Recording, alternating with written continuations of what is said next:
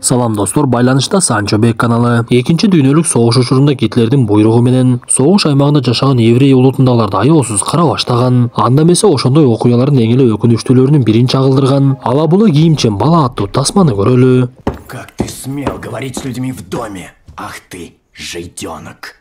Бүгүнкү тасмабыз жаш балдар тууралуу болгондуктан элибиздеги жаш балдарга тиешелүү макал эсибизге түштү. Макалда балалуу үй базар, баласыз үй мазар деп таамай айтылган. Азыр көпчүлүк туугандарыбыз ошол үйдү базарга айланткан балдарыбыздын бактысы үчүн бөтөн элге болсо дагы барып эмгектенип үй бүлөсүн камсыздап жатат. Мындай адамдар кайсы бир деңгээлде эрдик кылып жатат десек дагы болот. Анткени үй бүлөңдү көрбөй башка жакта көп убакыт жүрүш чоң бир сабырдуулукту талап кылат. Кантсе да ушундай сапарлардын бирине чыгып Москвага барып эмгектенип келейин деген туугандарыбызга маалымат айта кетели. Эгер сиздин документтериңизде оорчулуктар жаралса, төмөнкү биз айта турган байланыш сандарын жазып алып, биз Санчо Бек каналынан келдик деп кайрыла бериңиз. Сандарды жазууга даяр болуп калсаңыз +7 903 107 30 41.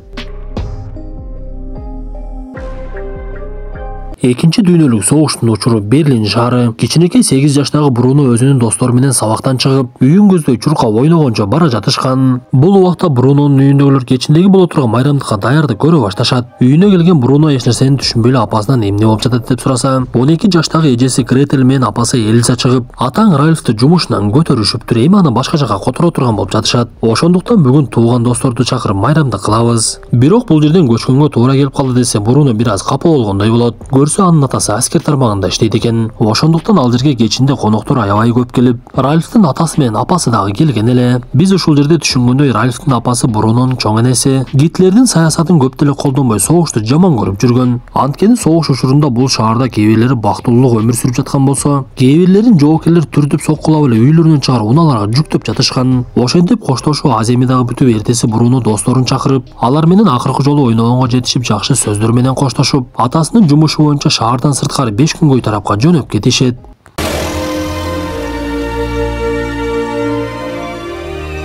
Алар бара турган үйгө жетип, анын аябай чоң экендигин көрүп, анан дагы короодо жоокерлердин көп жүргөндүгүн байкашат. Эжеси Гретель ал жерге дароо эле көнүп кетсе, Бруно такыр көнө албай, достору жоктугунан аябай эле зеригип жатты. Үйдүн жумушчусу Мария Брунонун кийимдерин жыйнап жатса, Бруно терезени карап, алардан алыс эмес жерде дыйканчылардын короолору көрүнөт. Анда Бруно дароо эле апасына келип, мен бул жерден дыйканчыларды көрдүм. Алар бир короонун ичинде жайгашышат экен, анан дагы ал жерде жаш балдар аябай көп экен. Мен алар менен ойногум келди, бирок эмнегедир алардын баардыгынын кийимдери бири-бирине окшоп, өздөрүн бир аз башкача алып жүрөт экен десе, ал жерге бир киши жер жемиш көтөрүп келип калат. Биз ал адамдын алсыздыгынан араң басып, жана Бруно айткандай ичинде ала була кийим бар экендигин көрөбүз. Булардын ким экендигин Бруного эч ким айтпагандыктан, каарманыбыз аларды дыйканчы деп эсептей баштайт. Бир кезде Эльза Ральфка келип, сен аларды биздин үйүбүздөн аябай алыс деп айттың эле го. Бруно аларды келип эле байкап калыптыр десе, Ральф эми ушундай болуп калды да, эмне кылайын деп эле жооп берип коет. Ошентип достору жок Бруно өзү менен өзү шашка ойноп, эшикке чыгып бир жакка барайын десе эле, апасы аны эч жакка жөнөткүсү келбеди. Сыягы Брунодон бир нерсени жашырып жатышат окшойт.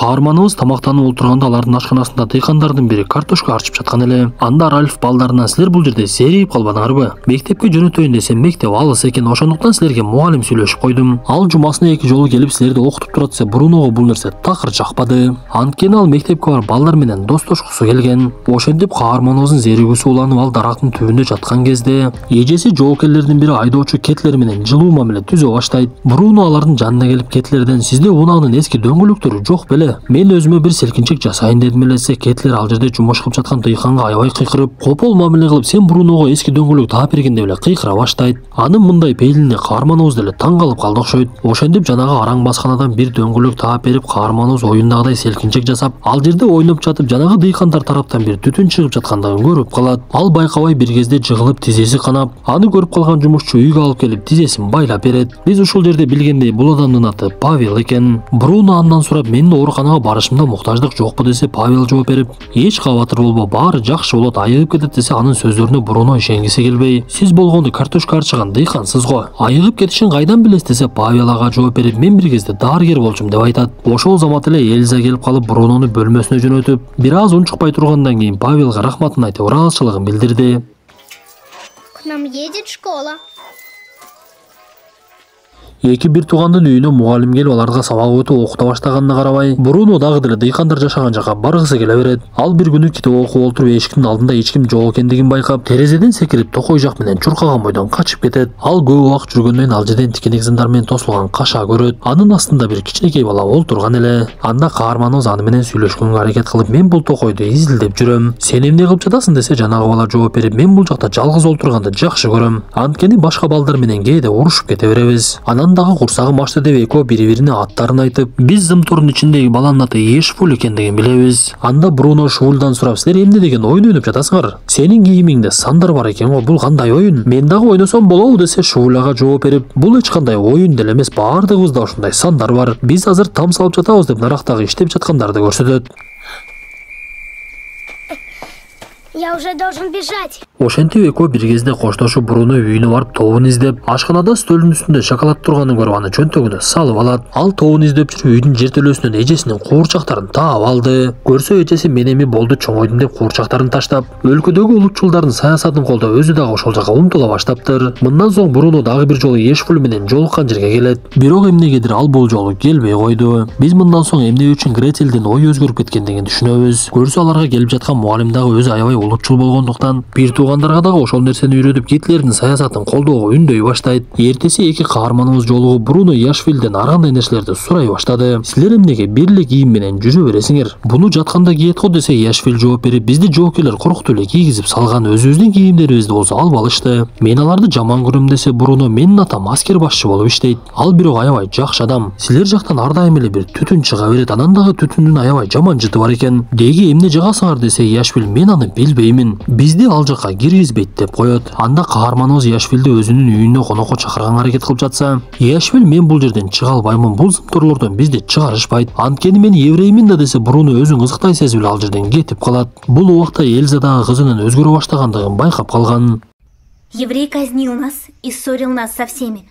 Соблазнял вредными книгами. Көрсө мугалим аларга еврейлер жаман адамдар, алардын бардыгы өлүш керек деген сабак өтөт экен. Анда Бруно, еврейлер сиз айткандай эле жаманбы, балким арасында жакшысы бардыр десе, мугалим ага жооп берип, эгер сен жакшысын тапкан болсоң, мыкты изилдөөчү болосуң деп коет. Мындан соң каарманыбыз китеп салган баштыгына нандардын сыныгын салып, мен ойногончо китеп окуп келейинчи деп эле тобун алып алып Яшвиль жака кетип калат.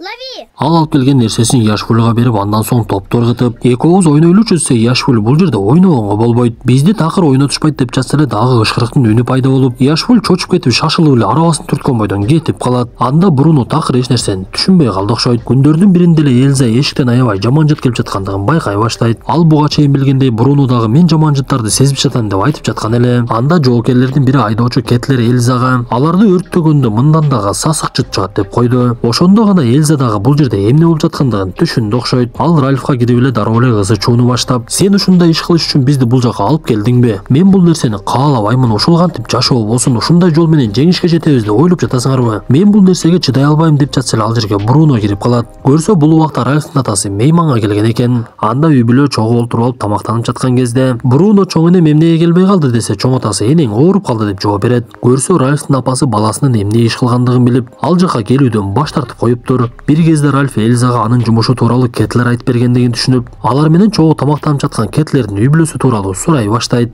Көрсө Кетлердин атасы Германиядан согуш башталган кезде чыгып кетип калыптыр. Муну уккан Ральф Кетлерге жини келип, сенин атаң чыккынчы экен деп жатса, вино куюп жаткан Павел чыныны жыгытып алса, Кетлер жини келип аны эшикке сүйрөп чыгып эле сабай баштайт.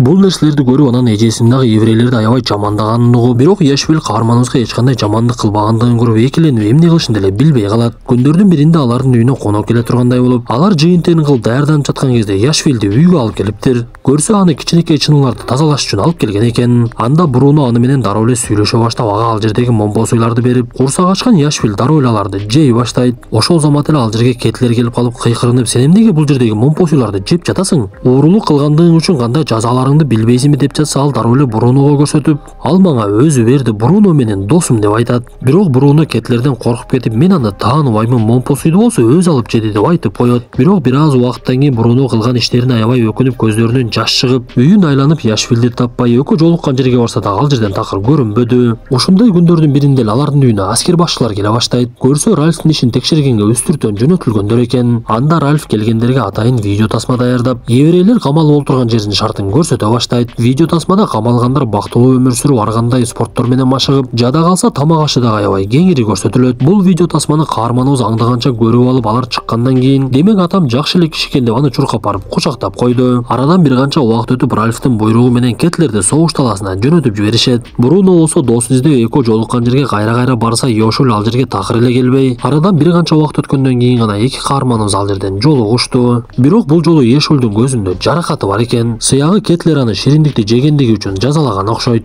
Анда Бруно досунан кылгандыгы үчүн уялып кечирим сурап, экөө кайрадан эле мамилесин жандандырып алышат. Арадан канча убакыт өтсө деле Эльза уккан нерсесинен өзүнө такыр келе албай, өңүнөн кетип, ал үчүн жашоонун кызыгы деле кетип калды окшойт. Бруно болсо бир күнү Павелдин ордуна башка бирөө картошка аарчы олтурганын көрөт. Көрсө Кетлер Павелди сабап салгандан кийин алган жаракатынан каза тааптыр. Ошондой күндөрдүн биринде Ральфтын апасы дагы көз жумуп, анын тажыясын өткөрүшүп, Бруно досуна тамак аштарды алып барып берип, экөө ал жерде шахмат ойноп жатышты. Сюда? Нет. Бирок күн өткөн сайын каарманыбыздын атасы менен апасы түнү менен урушуп, тынч уктаганга деле мүмкүнчүлүк болбой калат. Эртеси атасы балдарын чогултуп алып, силер бул жакта бактылуу элесиңербизсе, Бруно дароо эле ооба деп жооп берет. Бирок Гретелден жок деген жооп чыкты. Анткени Кетлер согуш талаасына кеткенден кийин ага бул жакта көп нерсе кызыксыз боло баштаган. Анда Бруно мага бул жак аябай жакты, ушул жакта эле кала береличи десе, атасы болбой, апаң бул жакта такыр калгысы келбей жатат, мен аны көндүрө албай койдум. Ошондуктан силер апаңар менен кетесиңер деп айтат. Анда каарманыбыз досуна келип жолукса, досу дагы аябай капалуу олтурган болчу. Көрсө анын атасын башка жакка жумушка алып кеткен бойдон кабар чыкпай жатыптыр. Анда Бруно, досум, мен сенин алдыңда күнөөлүү болчумун, ошондуктан атаңды тапканга жардам берейин. Бирок мен силер жака кантип кирем деп эле жерди чукулап атып, жердин жумшак экендигин байкайт. Анда алар сүйлөшүп, эртеси Бруно күрөк алып келе турган болуп, Йошвиль болсо ага ала була кийим алып келе турган болот. Ал Бруного, сен чачыңды кырышың керек, бул жерде эч кимдин чачы жок десе, Бруно чачын кыргысы келбей, Йошвиль анда мен сага баш кийим дагы ала келем деп айтат. Ошентип эртеси күнү келип Бруно жөнөп калса, апасы бул убакта кеткенге даярданып жаткан. Анда Бруно, мен акыркы жолу селкинчек тээп алайынчы, мага уруксат берип туруңуз. Анан кетебиз десе, апасы макулдугун берип, каарманыбыз бул убакта күрөктү көтөрүп алып досуна чуркап, Йошвиль болсо эки кабат кийим кийип Бруного дагы алып келип коюптур. Бир маалда эле Бруно керектүү кийимди кийет дагы жерди каза баштайт. Бул убакта Эльза баласынын селкинчекте жок экендигин көрүп, аны издеп баштап, Бруно болсо казган жерин даярдап, ал жерден зымтордун ичине кирип, эки каарманыбыз кубанып чуркаган бойдон эле Йошвильдин атасын издегенге жөнөп кетишет.